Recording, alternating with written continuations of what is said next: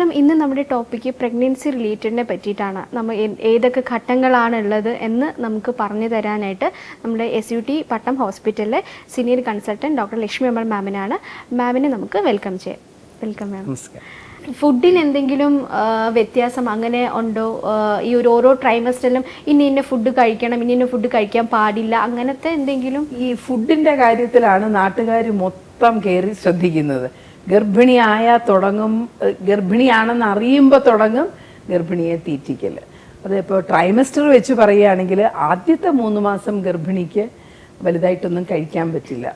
നിങ്ങളൊക്കെ കേട്ടിട്ടുണ്ടാവും, ആദ്യത്തെ 3 മാസം ഓർക്കാനം, അല്ലെങ്കിൽ ഛർദില്, ഭയങ്കരമായ ക്ഷീണം, ചിലപ്പോൾ വൈകാരികമായ വ്യത്യാസങ്ങൾ തന്നെ വരും.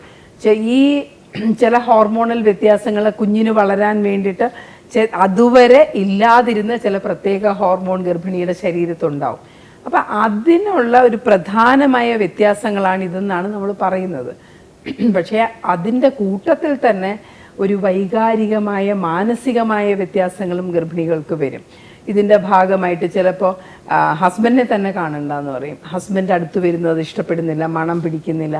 പിന്നെ അടുക്കളയിൽ കയറി കഴിഞ്ഞാൽ നമ്മൾ സ്ഥിരമായി വളരെ ഇഷ്ടപ്പെട്ട് കഴിച്ചുകൊണ്ടിരുന്ന ആഹാരം അവർക്ക് ഇഷ്ടപ്പെടുകയില്ല, കാണുകയേ വേണ്ട എന്ന് പറയും. അതാണ് പണ്ടുള്ള ആൾക്കാർ പറയുമല്ലോ, പുളി തിന്നു തുടങ്ങും, പുളിമാങ്ങ തിന്നു തുടങ്ങും എന്നൊക്കെ പറയുന്നതിൻ്റെ അടിസ്ഥാനം ഇതാണ്. ഈ ആദ്യത്തെ 3 മാസങ്ങളിൽ ഗർഭിണികൾ വലുതായിട്ട് ആഹാരമൊന്നും കഴിക്കാൻ പറ്റിയില്ല എന്ന് വരും ഗർഭിണികൾക്ക്. അതും സാരമില്ല. പക്ഷെ അത്യാവശ്യത്തിന് അവനവൻ്റെ കാര്യങ്ങൾ ചെയ്യാനുള്ള ആഹാരം കഴിക്കാൻ പറ്റിയാൽ അത് തന്നെ അത്രയത്തിൻ്റെ ആവശ്യമേ ഉള്ളൂ. കാര്യം കുഞ്ഞിന് വലിയ ആവശ്യങ്ങളൊന്നുമില്ല. കുഞ്ഞ് വണ്ണം വയ്ക്കുകയോ നീളം വയ്ക്കുകയോ ഒന്നും ചെയ്യുകയില്ല ആ സമയത്ത്. വലുതായിട്ട് ഞാൻ പറഞ്ഞു, കുഞ്ഞിൻ്റെ അവയവങ്ങളാണ് ഉണ്ടാവുന്നത്. അപ്പോൾ നമ്മൾ ആഹാരം കഴിക്കുമ്പോൾ എന്താ ശ്രദ്ധിക്കേണ്ടതെന്ന് ചോദിച്ചാൽ, നമ്മൾ കഴിയുന്നതും പുറത്തുനിന്നുള്ള ആഹാരമൊന്നും കൊടുക്കാതിരിക്കണം. പുറത്തുനിന്നുള്ള ആഹാരം മോശമായതുകൊണ്ടെന്നല്ല, പക്ഷേ നമ്മൾ വീട്ടിൽ വൃത്തിയായിട്ട് ഉണ്ടാക്കുന്ന പോലെ ചിലപ്പോൾ പുറത്തുനിന്ന് വാങ്ങിക്കുന്ന ഭക്ഷണത്തിൽ വൃത്തി കുറവായിരിക്കും. അങ്ങനെ വരുമ്പോൾ അണുബാധകൾ വരും. സോ ആ സമയത്ത് വയറിളക്കമോ ഛർദിലോ ഒക്കെ വന്നു കഴിഞ്ഞാൽ, ഒന്ന് ഗർഭിണി ഒരുപാട് ക്ഷീണിച്ചു പോവും, 2 മരുന്നുകൾ കൊടുക്കേണ്ടി വരില്ലേ. അപ്പോൾ ആ സമയത്ത് എന്ത് മരുന്ന് അമ്മയ്ക്ക് കൊടുത്താലും അത് കുഞ്ഞിനും എത്തും. അപ്പോൾ ആ സമയത്ത് കുഞ്ഞിന് കൊടുക്കാവുന്ന മരുന്നുകൾ ഇത്രയേ പാടുള്ളൂ എന്നുണ്ട്, ഇന്നതേ പാടുള്ളൂ എന്നുണ്ട്. അപ്പോൾ കഴിയുന്നതും നമ്മൾ ആ കുഞ്ഞിൻ്റെ അവയവങ്ങൾ ഉണ്ടാകുന്ന സമയത്ത് വേറെ മരുന്നുകൾ, ഈ ഫോളിക് ആസിഡ് അല്ലാതെ വേറെ മരുന്നുകളൊന്നും നമ്മൾ കഴിക്കാൻ പാടില്ല, ഗർഭിണി കഴിക്കാൻ പാടില്ല. പിന്നെ പുറത്തുനിന്നുള്ള ആഹാരങ്ങൾ പൊതുവേ ഒഴിവാക്കുക. നമ്മൾ പറയും ഈ നൂഡിൽസൊക്കെ, അജിനാമോട്ടോ പോലെയുള്ള സാധനങ്ങളുള്ള കാര്യങ്ങൾ, പിന്നെ നമ്മൾ കുടിക്കുന്ന ജ്യൂസുകളുണ്ടല്ലോ, നമ്മുടെ കൊക്കോകോള, മിറിൻഡ, അങ്ങനത്തെ സാധനങ്ങളൊക്കെ, അതൊക്കെ എയറേറ്റഡ് ആയിട്ടുള്ള ദ്രാവകങ്ങളാണ്. അതിനകത്ത് എന്തൊക്കെയാണ് ഉള്ളതെന്ന് നമുക്ക് അറിഞ്ഞുകൂടാ. അതിന് പകരം വീട്ടിലുള്ള മോരും വെള്ളം, നാരങ്ങാ വെള്ളം, കരിക്കും വെള്ളം, അങ്ങനത്തെയൊക്കെയുള്ള കാര്യങ്ങൾ കഴിക്കുന്നതായിരിക്കും കൂടുതൽ നല്ലത്. ഒരുപാട് കഴിച്ചില്ല എന്ന് പറഞ്ഞ് ആദ്യത്തെ ട്രൈമസ്റ്ററിൽ കുഴപ്പമൊന്നുമില്ല. ഓക്കെ മാം, ഫുഡിന്റെ കാര്യം ചോദിച്ചുകൊണ്ട് തന്നെ ഇപ്പം ഒരു മിത്താണോ എന്ന് എനിക്കറിയില്ല, എന്നാലും ചോദിക്കുക.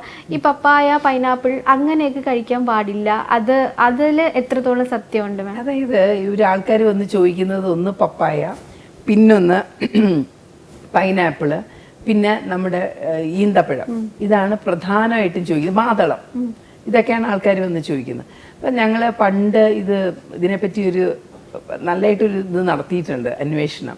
അപ്പോൾ ഈവൻ ആയുർവേദ ഡോക്ടേഴ്സ് പറയുന്നത് ഇതൊന്നും അബോർഷൻ ഉണ്ടാക്കുന്ന കാര്യങ്ങളല്ല. പപ്പായയിൽ പാപ്പൈൻ എന്ന് പറഞ്ഞൊരു സാധനമുണ്ട്, അതിന് അബോർഷനുള്ള അല്ലെങ്കിൽ ഗർഭത്തിൽ കുറച്ച് വ്യത്യാസങ്ങൾ ഉണ്ടാക്കാൻ കഴിവുണ്ടെന്നാണ്. പക്ഷേ നമ്മളൊക്കെ കഴിക്കുന്നത് എന്താണ്? ഒരു പപ്പായ വെച്ചിട്ട് ഒരു ഇത്തിരി തോരൻ, അല്ലെങ്കിൽ 4 കഷ്ണം പപ്പായ, ഇതൊന്നും കൊണ്ട് ആർക്കും അബോർഷൻ ഉണ്ടാവില്ല, തീർച്ചയാണ്. പിന്നെ ഈന്തപ്പഴം നല്ല ഗുണമുള്ള സാധനമാണ്. ഈന്തപ്പഴത്തിൽ ഇരുമ്പിൻ്റെ സത്തുണ്ട്, അതുപോലെ തന്നെ മാതളത്തിലും സത്തുണ്ട്. മിക്കവാറും നമ്മുടെ സ്ത്രീകൾക്കൊക്കെ 50% പേർക്കും വളർച്ചയുണ്ട്. ആദ്യത്തെ 3 മാസങ്ങളിൽ നമുക്ക് ഇരുമ്പിൻ്റെ ഗുളികകൾ കൊടുക്കാൻ പറ്റില്ല, ഫോളിക് ആസിഡ് മാത്രം. അപ്പം അങ്ങനെ വരുമ്പോൾ ഇങ്ങനത്തെ ഭക്ഷണങ്ങളൊക്കെ അവർക്ക് കഴിക്കാൻ പറ്റിയാൽ അത് നല്ലതാണ്. ഈന്തപ്പഴത്തിൻ്റെ ഒരു പ്രശ്നം എന്ന് പറഞ്ഞാൽ, ഒരു ഈന്തപ്പഴത്തിനകത്ത് ഏകദേശം 20 കാലറി ഉണ്ട്.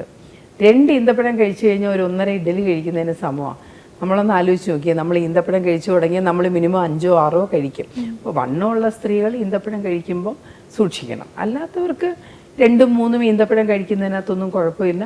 മാതളം കഴിക്കാം, പഴുത്ത പപ്പായ കഴിക്കാം, ചെറിയ അളവിൽ പപ്പായ വെച്ചുള്ള തോരനും ഒക്കെ കഴിക്കാം. ഈ പറഞ്ഞ ഒരു പൈനാപ്പിള് ഒരു കുഴപ്പമില്ല.